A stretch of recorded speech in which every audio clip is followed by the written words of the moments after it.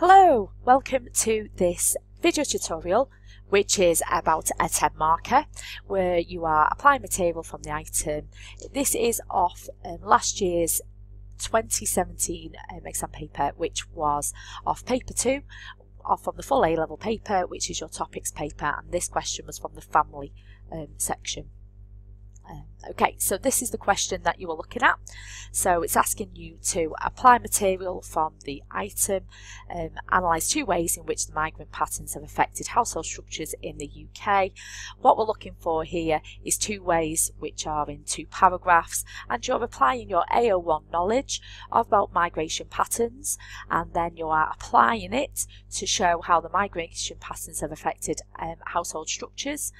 So you get your AO2 in the United Kingdom, and because it's an application question, this comes with AO3 where you can either analyse or evaluate. Just so you can see that, this is the mark scheme which you might want to pause so you can have a little bit of a closer look at, but I'm just going to briefly talk about the top band. But to get yourself in the top band, you've got to have sound, good knowledge and understanding of 2 ways of migration patterns, and you have got to developed application of the migration patterns to households. And then you have got 2 ways where you are analysed or evaluated. It can be either of both of those paragraphs. This is different from the other 10 marker where you're asked to outline and explain. The other 10 marker, you only get marks for analysis, whereas this one there is marks available for evaluation if needs be. So a little bit of an overview about a 10 mark question where you're asked to use an item. This is 10 marks. You've got 15 minutes to answer it, so roughly the examiners recommend a minute and a half per mark, so you can roughly work out your timings when you are answering these questions. So that's 7.5 minutes per paragraph. I would recommend that you write that much. That will give you a good indication about how much you can write.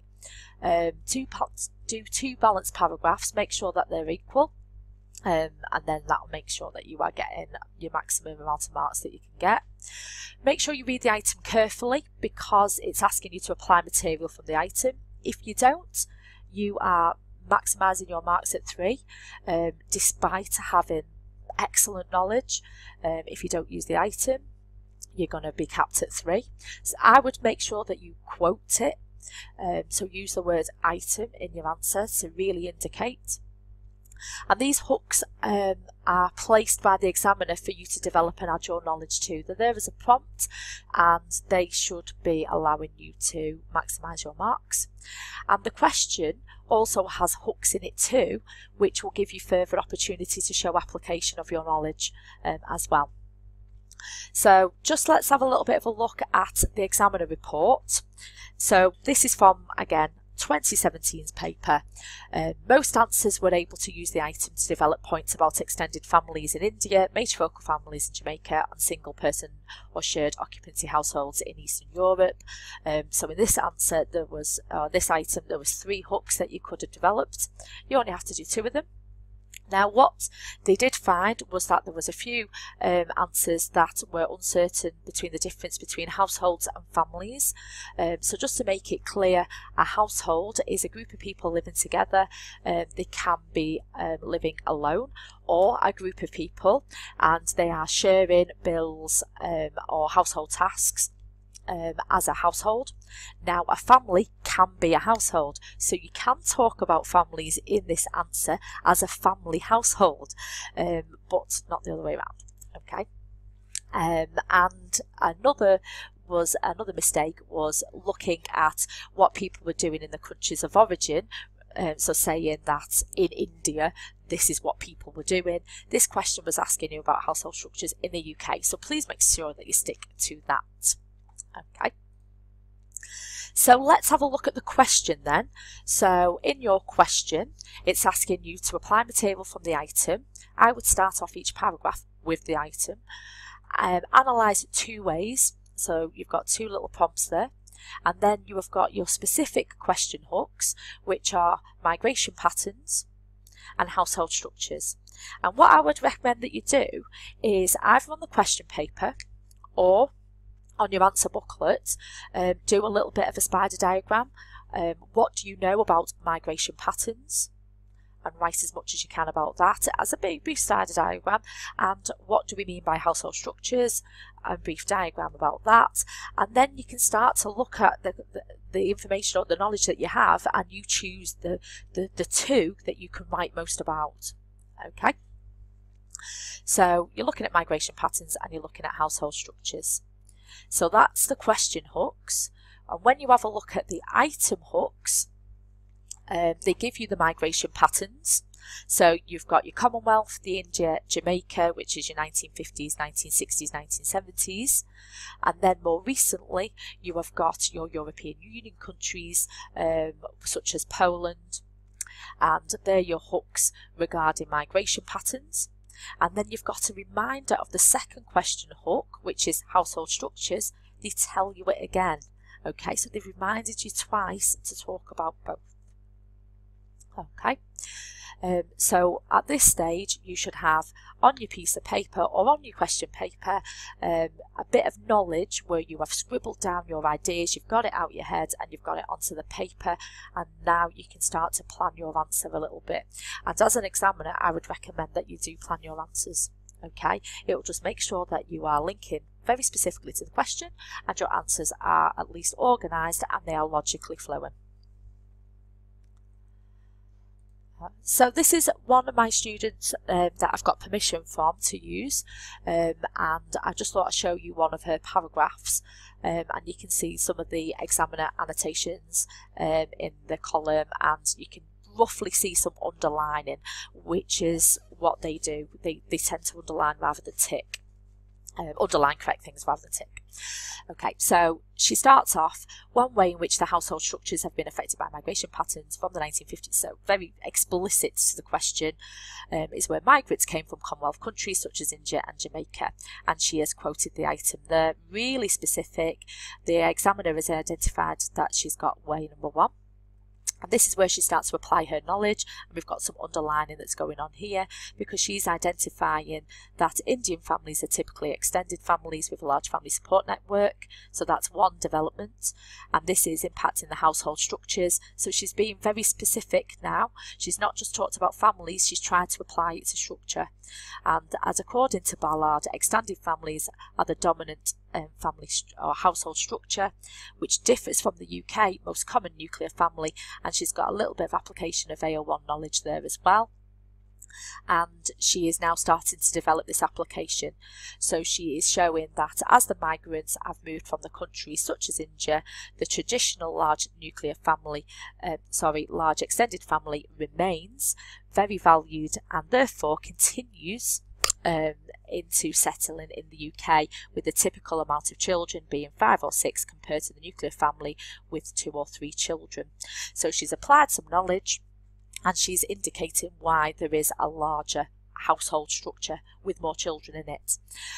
Then she's got her AO3 part, which is, however, it is deterministic, so lovely keyword there, to assume that all migrant families are extended families, which will influence family structure. So we've not got, the question is sort of saying it's affecting family household structures in the same way. This student is indicating that it's very much a sweeping statement that they're not all going to be extended families, and she makes a comparison to black families, which are Jamaican families are highly Christian and nuclear in household structure, and therefore would not differ from the average family in the UK. So she's got a little bit of analysis there where she's comparing the different groups. Okay.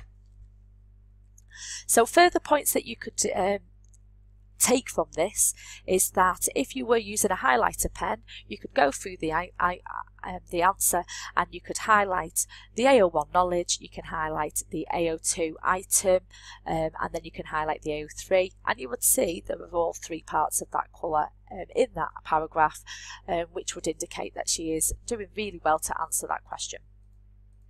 Okay. Now further points that you could develop. So another point from the item was the Jamaica point, and this student actually did use the Jamaica point in her second paragraph. Now Jamaica was from the 1950s, where we've got high levels of migrants coming from the former Commonwealth country in Jamaica. In the 1950s, Peach identified that it was the demand for migrant workers. So typically your migrant workers are more likely to be males. And then you can start to apply it to your household structures. So that means that a lot of Jamaican families tended to be lone parents. We've got a little bit of a statistic here. By 2012, half of lone parent households with dependent children were headed, half of families with dependent children were headed by a black person. Half of those tended to be a lone parent, and then you could add a little bit of knowledge to say, well, black women are least likely to marry, they're more likely to be lone parents, and that would indicate the household structure there. Poland could be another hook. Now this is more later on, where you started to see higher levels of Eastern European migrants following the expansion of the EU. You could refer to Randall and Salt, who argued that migrants tended to be young and single, more likely to live in a lone person household, or even groups of single workers living together, and you've got a little bit of application there. So just making sure that we develop on to the AO3.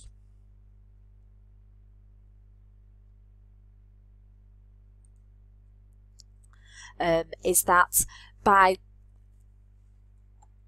the point that we've made here in the 1950s is that Peach argued that there was demand for migrant workers. They tend to be males, household structures tended to be single parents, and they research argues that is because of slavery, which has caused a high level of social disorganisation of household structures within the black community.